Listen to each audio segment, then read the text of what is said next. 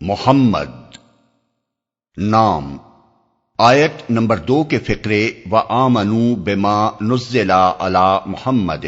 سے ماخوذ ہے۔ مراد یہ ہے کہ یہ وہ سورت ہے جس میں محمد صلی اللہ علیہ وسلم کا اسم گرامی آیا ہے۔ اس کے علاوہ اس کا ایک اور مشہور نام قتال بھی ہے جو آیت 20 کے فقرے وذکر فیہ القتال سے ماخوذ ہے۔ زمانہ نزول اس کے مضامین یہ شہادت دیتے ہیں کہ یہ ہجرت کے بعد مدینہ طیبہ میں اس وقت نازل ہوئی تھی جب جنگ کا حکم تو دیا جا چکا تھا مگر ابھی جنگ عملاً شروع نہ تھی۔ اس کے مفصل دلائل آگے حاشیہ 8 میں ملیں گے۔ تاریخی پس منظر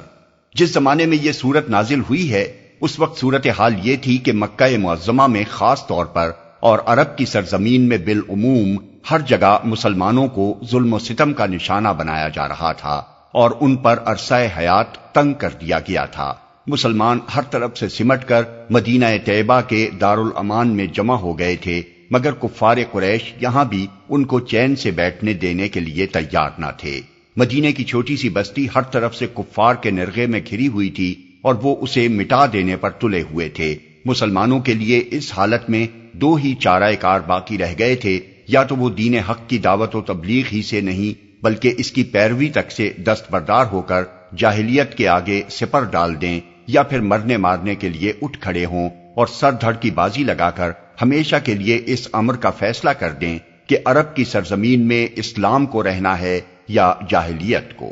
اللہ تعالیٰ نے اس موقع پر مسلمانوں کو اسی عظیمت کی راہ دکھائی جو اہل ایمان کے لیے ایک ہی راہ ہے۔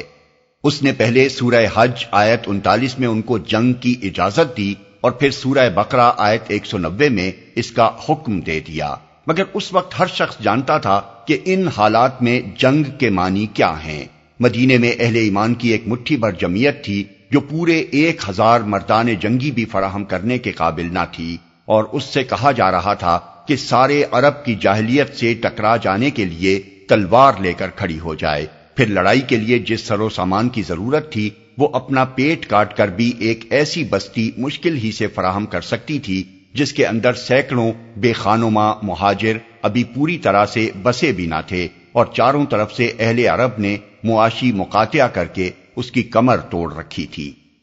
موضوع اور مضمون یہ حالات تھے جن میں یہ سورہ نازل فرمائی گئی۔ اس کا موضوع اہل ایمان کو جنگ کے لیے تیار کرنا اور ان کو اس سلسلے میں ابتدائی ہدایات دینا ہے۔ اسی مناسبت سے اس کا نام سورہ قتال بھی رکھا گیا ہے۔ اس میں ترتیب وار حسب ذیل مضامین ارشاد ہوئے ہیں۔ آغاز میں بتایا گیا ہے کہ اس وقت دو گروہوں کے درمیان مقابلہ درپیش ہے۔ ایک گروہ کی پوزیشن یہ ہے کہ وہ حق کو ماننے سے انکار کر چکا ہے اور اللہ کے راستے میں سد راہ بن کر کھڑا ہو گیا ہے، اور دوسرے گروہ کی پوزیشن یہ ہے کہ وہ اس حق کو مان گیا ہے جو اللہ تعالیٰ کی طرف سے اس کے بندے محمد صلی اللہ علیہ وسلم پر نازل ہوا تھا۔ اب اللہ تعالیٰ کا دو ٹوک فیصلہ یہ ہے کہ پہلے گروہ کی تمام سعی و عمل کو اس نے رائے گاں کر دیا اور دوسرے گروہ کے حالات درست کر دیے۔ اس کے بعد مسلمانوں کو ابتدائی جنگی ہدایات دی گئی ہیں، ان کو اللہ کی مدد اور رہنمائی کا یقین دلایا گیا ہے، ان کو اللہ کی راہ میں قربانیاں کرنے پر بہترین اجر کی امید دلائی گئی ہے، اور انہیں اطمینان دلایا گیا ہے کہ راہ حق میں ان کی کوششیں رائے گاں نہ جائیں گی بلکہ دنیا سے لے کر آخرت تک وہ ان کا اچھے سے اچھا پھل پائیں گے۔ پھر کفار کے متعلق بتایا گیا ہے کہ وہ اللہ کی تائید اور رہنمائی سے محروم ہیں، ان کی کوئی تدبیر اہل ایمان کے مقابلے میں کارگر نہ ہوگی، اور وہ دنیا میں بھی اور آخرت میں بھی بہت برا انجام دیکھیں گے۔ انہوں نے اللہ کے نبی کو مکہ سے نکال کر یہ سمجھا کہ انہیں بڑی کامیابی نصیب ہوئی ہے، حالانکہ دراصل یہ کام کر کے انہوں نے اپنی تباہی کو خود اپنے اوپر دعوت دے دی۔ اس کے بعد منافقین کی طرف روئے سخن پھرتا ہے جو جنگ کا حکم آنے سے پہلے تو بڑے مسلمان بنے پھرتے تھے مگر یہ حکم آ جانے کے بعد ان کے ہوش اڑ گئے تھے اور وہ اپنی عافیت کی فکر میں کفار سے ساز باز کرنے لگے تھے تاکہ اپنے آپ کو جنگ کے خطرات سے بچا لیں۔ ان کو صاف صاف خبردار کیا گیا ہے کہ اللہ اور اس کے دین کے معاملے میں منافقت اختیار کرنے والوں کا کوئی عمل بھی اللہ کے ہاں مقبول نہیں ہے۔ یہاں تو بنیادی سوال جس پر تمام مدعیان ایمان کی آزمائش ہو رہی ہے یہ ہے کہ آدمی حق کے ساتھ ہے یا باطل کے ساتھ، اس کی ہمدردیاں اسلام اور مسلمانوں کے ساتھ ہیں یا کفر اور کفار کے ساتھ، وہ اپنی ذات اور اپنے مفاد کو عزیز رکھتا ہے یا اس حق کو جس پر ایمان لانے کا وہ دعویٰ کر رہا ہے۔ اس آزمائش میں جو شخص کھوٹا نکلتا ہے وہ مومن ہی نہیں ہے، کجا اس کے کہ اس کی نماز، اس کا روزہ اور اس کی زکوٰۃ خدا کے ہاں کسی اجر کی مستحق ہو۔